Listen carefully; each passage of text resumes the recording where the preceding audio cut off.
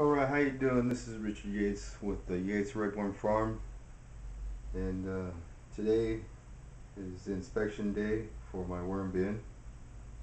I put food in here about 5 to 6 days ago, sprayed it all. Today I'm going to take the cover off, inspect my worm bin, and spray it again, put some more water on it with this sprayer I got. It's about a 2-gallon sprayer. Okay, take up all the covering.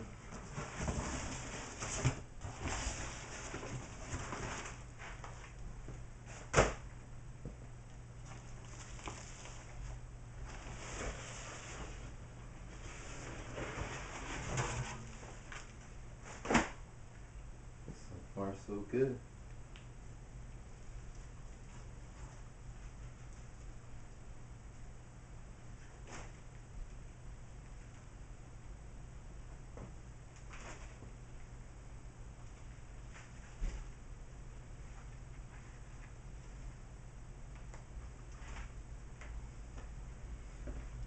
Okay, about 6 days ago, and this is what it looks like. You can see a few worms in there.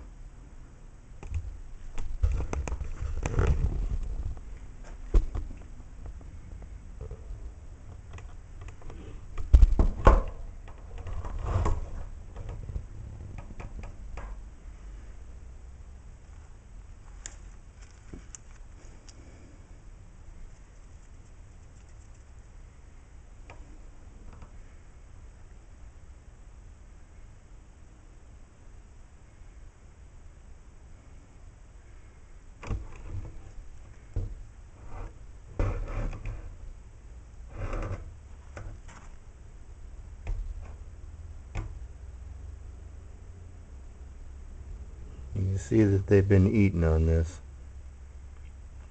Everything still looks fairly moist, but I'm going to spray it again anyways. Seems some of these are dry. Mostly these back here. Can't really see it because it's dark, but those are not too bad. So, okay.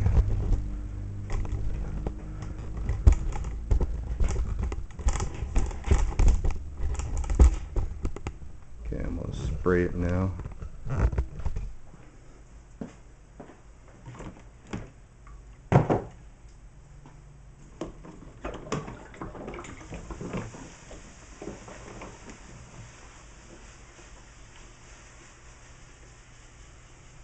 And give it a thorough soaking. You don't want water coming out on the ground, but you want it thoroughly wet, because you're not going to be back in here for another week or two, and you want to make sure that these worms can breathe, because without moisture they have a very hard time breathing, moving around, eating, doing their natural process.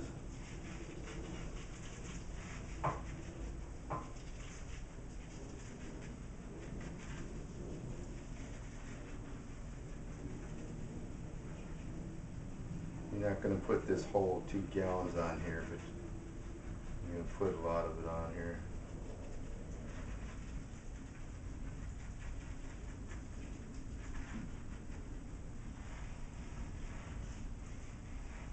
By moistening everything, it makes it easier for the worms to break it down, or the microbes to break it down, so the worms can eat the microbes. I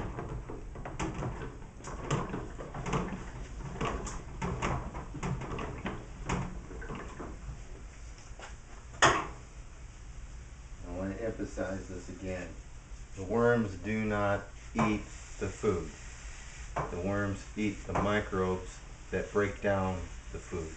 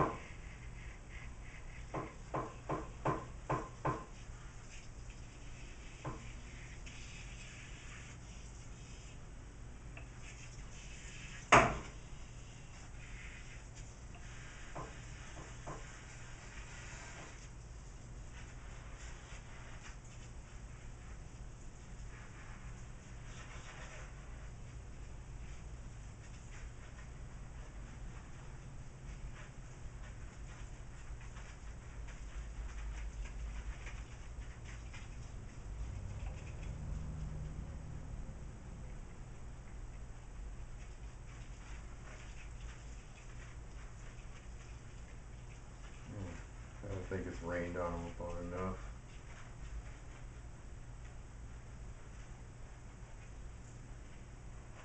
That's pretty much what you're doing, is simulating a rain shower. I like to do this in the morning time too, when they're less active. It's not so stressful on them. Well, that's about it for watering. I inspected it pretty good. There's no smell. Everything's in, it smells like earth. They're breaking it down good. They're doing their job. And that's pretty much it. In about 2 more weeks, I'll go through this to extract the worm castings, because you don't want to leave all the worm castings in there, because it's gaseous for them.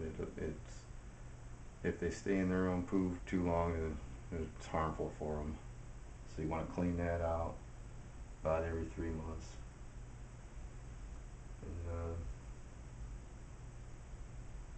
just keep feeding them, keep them healthy. And if you find that you're getting too many worms in one bin, you can use these tubs.